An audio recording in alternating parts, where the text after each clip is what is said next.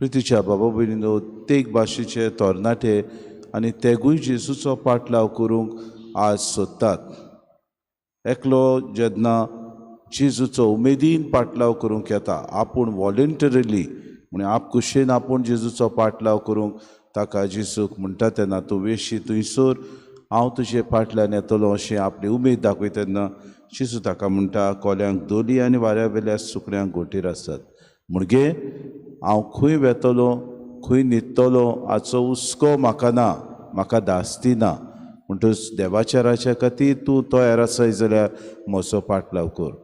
तुका सुरक्षीत सांबाळटलो, तुजी सुरक्षा करतलो, घोडेक तुका बरें जेवण मेळटलें, बरे तरेन तुजो परामोस जातलो. हें चिंतून तूं येताय जाल्यार तूं आदी फुडेंच पयलोच चिंत. आनीक एकलो जेजू तरणाट्याक म्हणटा, म्हजे फाटल्यान ये. आनी तो काय बरो म्हणटा, पयलो वचून म्हज्या बापायक आनी म्हज्या आवयक मातयेक लावन दी. आनी जेजू म्हणटा, मेल्लीं आसात तांकां आपल्या मेलेल्यांकूच मातयेक लावन दी. म्हणजे देवाच्या राज्या खातीर जीं कोण वावर करिनात तीं मेलेलीं सारकीं. कित्याक दिसभर संवसाराचे दास्तीन तीं आपलें जिवीत सारतात. दिसभर कशे तरेन आपल्याक वस्तू मेळटल्यो, लॉच दिवन आपलीं कामां जातलीं, कशे तरेन गिरेस्तकाय पुंजायतली, कशे तरेन आमकां पदवी मेळटली, जुट्टी फावो जातली, असलीच तांची दिसभर हुस्को, दास्ती आनी चिंतना. आमचे मोदें घोडे जायतीं असलीं आसात की दिसभर आपल्याक कशे तरेन गिरेस्तकाय पुंजावंक मेवतली, दुसऱ्यांक खाला उडोवंक मेवतलें, दुसऱ्याचें वायट करूंक मेवतलें, दुसऱ्याचो विंगास घेवंक मेवतलो. हे घोडेक आमचे मदलीं जायतीं जाणां आसात जीं अशेंच दिसपटी आपलो वावर धंदो ह्याच दिशेन करतात.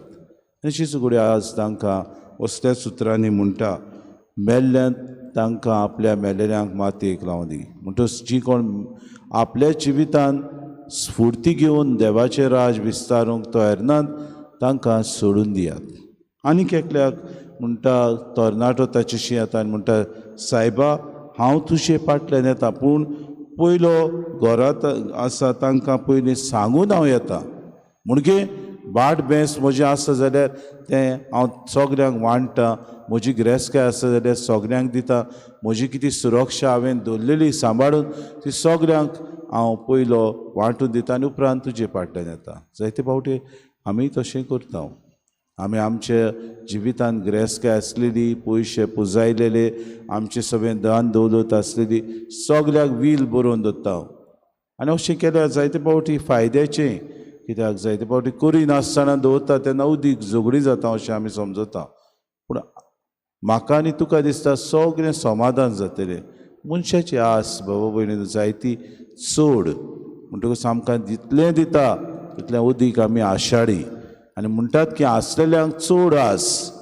आनी जेजू काय बरो ताका म्हणटा, कोणूय नांगराक हात घाल्या उपरांत फाटल्यान ओडून पळयता तो देवाच्या राज्याक पुरतो न्हय. घोडेक तूं आनी हांव आज जेजू आमकां विचार करता, कितें काय आमकां देवाच्या राज्याक फुडें वचूंक भोव करून आमी तरणाटीं आसा तांकां कितें आमकां अडचण जाता काय? म्हजी पदवी, म्हजे दुबाव, म्हजे ह्या संवसारान जियेतेले मान आनी व्हडपण, म्हजी गिरेस्तकाय, म्हज्या जिवितान म्हाका आनीक जायते दुबाव आसात.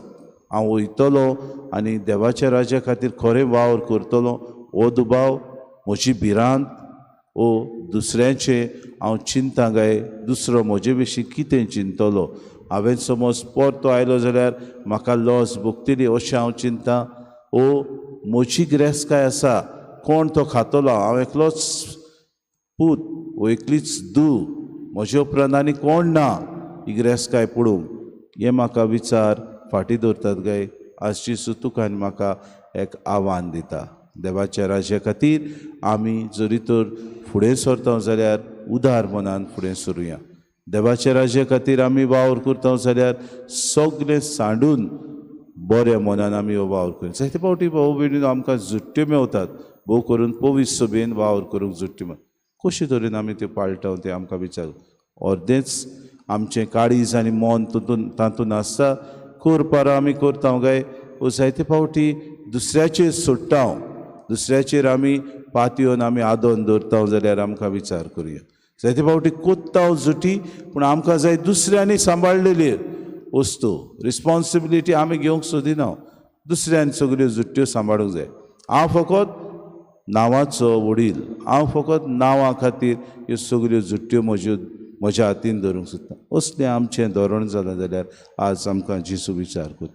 म्हणटच देवाच्या राज्या खातीर सगल्या आमच्या काळजांत, सगल्या आमच्या मनांत आमी आपस्वार्थ सोडून दिवन आमी सगल्या आमच्या उदार मनान हे देवाचें राज पुरगोटूंक आमी वावरूंक कृपा आनी बोड मागून घेवया.